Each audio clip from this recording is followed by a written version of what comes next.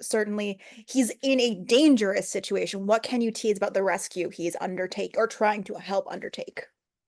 Yeah, I mean, it's a life or death scenario for everyone involved. I think he needs to help save the life of this mother and daughter that trapped down there, one of which is badly injured.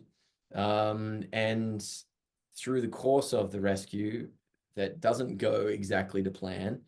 Ripley finds himself in a life or death situation, and there is no guarantee that he will survive.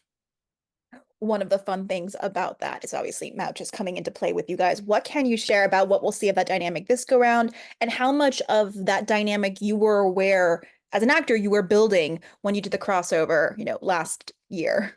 Yeah, great question. I actually didn't know that it was going to be Christian that was going to be coming on to do this kind of mini crossover whilst we're shooting the big crossover. I had an inkling that, or I thought it would be really cool if it was Christian, but we didn't know. No, and then I think it was towards the end of that shoot that I'd heard that they were pitching it for it to be Christian, and then obviously I was over the moon once it was discovered that it was all working out. Because I really enjoyed working with him on the big crossover, just to be a small part of his big storyline.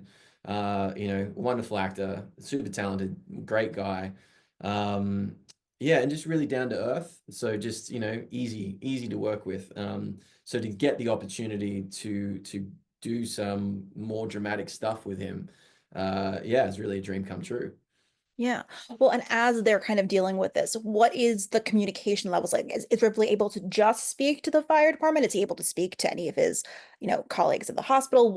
How isolated is he during all of this?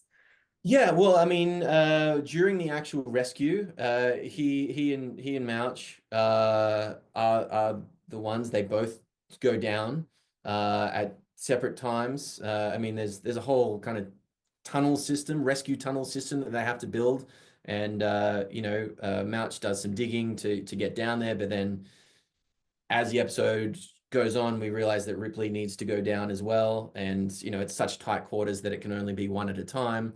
So they are communicating a lot via radio, via walkie-talkie, and really, yeah, building a pretty great bond. I think the bond is kind of fast-tracked by the circumstances that they find themselves in.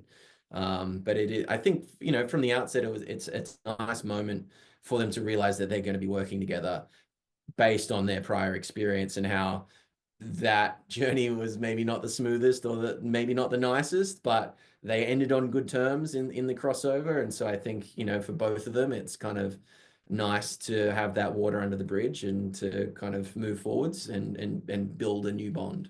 Yeah.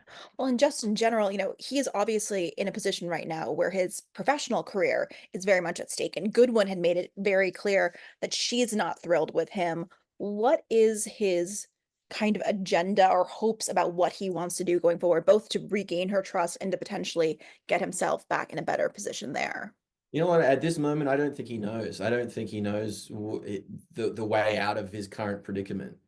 I think he is just in a world of hurt, and yeah, he doesn't know. I think the event of this episode is just the perfect thing at the perfect time for him. A, as a distraction, but B, I think in fast tracking his journey to realize what he needs to do.